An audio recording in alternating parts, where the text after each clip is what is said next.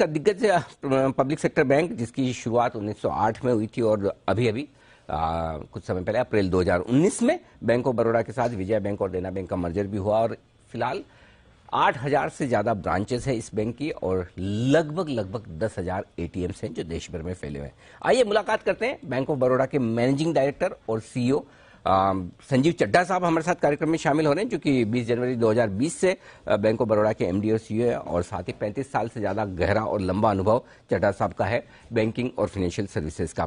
Sir, बहुत बहुत स्वागत है आपका। जी बिजनेस पर समय देने के लिए बहुत बहुत धन्यवाद सर। सबसे पहले नतीजे हमारे दर्शकों के सामने रख दूं और इस क्वार्टर में परफॉर्मेंस अच्छी आई है बैंक की तरफ से, जहां नेट इंटरेस्ट इनकम 12% बढ़कर आई है, मुनाफा लगभग 80% बढ़ा है और ग्रॉस और नेट लेवल पर जो एनपीएस है वो तिमाही दर तिमाही सुधर कर आए हैं, यानी कि लगभग हर एक पैरामीटर पर बैंक की परफॉर्मेंस बेहतर होती हुई दिखी है। सर, सबसे पहले बताएं सर, क्या खास वजह रही इस तिमाही में अच्छी ग्रोथ और एसेट क्वालिटी में सुधार के पीछे? बहुत बहुत धन्यवाद जी। देखिए, एसेट क्वालिटी में सुधार तो पिछली कुछ तिमाहियों से लगातार हो रहा था और कोविड के बावजूद रहा। लगभग हर तिमाही में हमारे ग्रॉस एनपीए, नेट एनपीए कम होते रहे हैं, क्रेडिट कॉस्ट भी कम होती रही है। परंतु मेरे विचार में जो इस क्वार्टर की खास बात यह है कि जो ग्रोथ मोमेंटम है वो बैंक का काफी बेहतर हो गया है। पिछले वर्ष में क्योंकि लिक्विडिटी काफी अधिक थी तो बैंकों को ये सोचना पड़ता था कि हम खासकर कॉर्पोरेट के अंदर कि हम लोन्स को ग्रो करें या अपने मार्जिन को प्रोटेक्ट करें।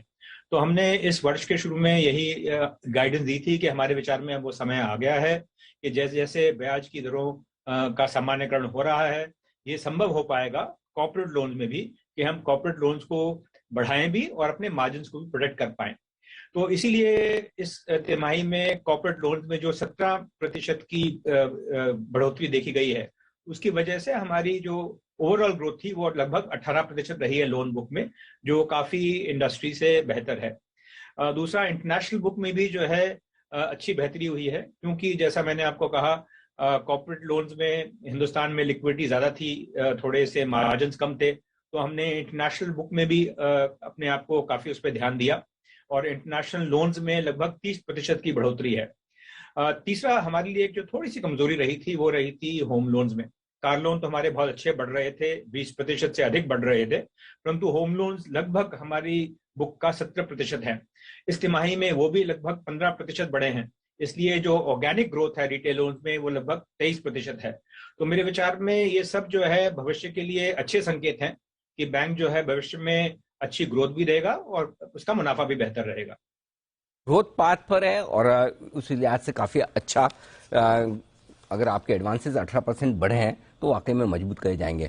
नेट इंटरेस्ट मार्जिन आपके 3% के आसपास हैं। क्या लेवल पर आप कंफर्टेबल हैं सर, और आगे के लिए क्या आउटलुक है, क्योंकि यही एक शायद नंबर है जो थोड़ा सा घट कर आया है। जी बिल्कुल। तो देखिए, ऐसा है कि जहां तक स्पेसिफिक नंबर का संबंध है, पिछली जो तिमाही थी उसमें कुछ बड़ी लोन रिकवरी हुई थी जो इंटरेस्ट लाइन में भी गई थी। जो इस और अब आगे हम देखेंगे कि जो लोन रिकवरी है वो छोटे छोटे अकाउंट में होगी, अच्छी रिकवरी होगी पर छोटे अकाउंट में होगी। तो जो हम स्पाइक्स देखते थे भूतकाल में वो हम नहीं देखेंगे। पिछले वर्ष में हमारे नेट इंटरेस्ट मार्जिन में लगभग 25 बेसिस पॉइंट की बढ़ोतरी हुई थी। हमने साल के शुरू में गाइडेंस दी थी कि हमारे विचार में इसमें बेहतरी की अभी भी गुंजाइश है और लगभग 10 basis point net interest margin और बढ़ने चाहिए। तो अभी भी हम उसी गाइडेंस पे कायम हैं। हमारे विचार में लोन ग्रोथ के साथ साथ आगे मार्जिन भी थोड़े बेहतर होने चाहिए। चड्ढा साहब, एक और चीज बताएं, चूंकि अब ब्याज दरें धीमे धीमे बढ़ रही हैं, आप भी आई एम श्योर आपने भी कुछ बढ़ाई होंगी ब्याज दरें, फिर से पॉलिसी भी है इस हफ्ते। ये बताएं सर, बढ़ती हुई ब्याज दरों के सिनेरियो में किस तरह की लोन्स एडवांसेस की ग्रोथ की आप उम्मीद करते हैं, और क्या अभी तक पूरा पास ऑन कर चुके हैं या और करना बाकी है सर? देखिए, ये अक्सर देखा जाता है कि जब भी अर्थव्यवस्था बेहतर होती है तो ब्याज दरों का सामान्यकरण होता है। तो मैं अभी इन ब्याज दरों में बढ़ोतरी को एक सामान्यकरण की प्रक्रिया का अंग मानता हूं। इसका विपरीत असर नहीं होना चाहिए कतई लोन ग्रोथ पर, क्योंकि हम देख रहे हैं कि लोन जो हमारे ब्याज दर है वो सामान्य हो रहे हैं। हमने अपने लगभग 2000 ग्राहकों का सर्वे किया था, तो उसमें हमने ये पाया कि जो छोटे बड़े सभी ग्राहकों का जो इंटरेस्ट कवरेज रेशियो है वो 2019 के बनिस्पत कोविड से पहले के मुकाबले में कहीं बेहतर है। तो इसका इसलिए विपरीत असर होने की गुंजाइश कम है। दूसरा, डिपॉजिट की अगर हम बात करें, क्योंकि ब्याज दर थोड़े रियल टर्म्स में नेगेटिव थे, तो उसका जरूर डिपॉजिट ग्रोथ पर असर पड़ा था। अब जैसे जैसे ब्याज दर सामान्य होंगे तो मेरे विचार में उससे डिपॉजिट वृद्धि में भी काफी उसमें सहायता मिलनी चाहिए। बिल्कुल ठीक बात है। तो ब्याज दरें बेहतर होने की सिचुएशन में आपके लिए ये फायदे की बात होगी। चटर साहब, बहुत बहुत धन्यवाद सर, बैंक ऑफ बड़ौदा के नतीजों पर विस्तार से हमें बताने के लिए और आगे के लिए आउटलुक भी देने के लिए। तो संजीव चड्ढा साहब, एमडी और सीईओ बैंक ऑफ बड़ौदा के, बताते हुए कंपनी की बैंक की दमदार परफॉर्मेंस के बारे में।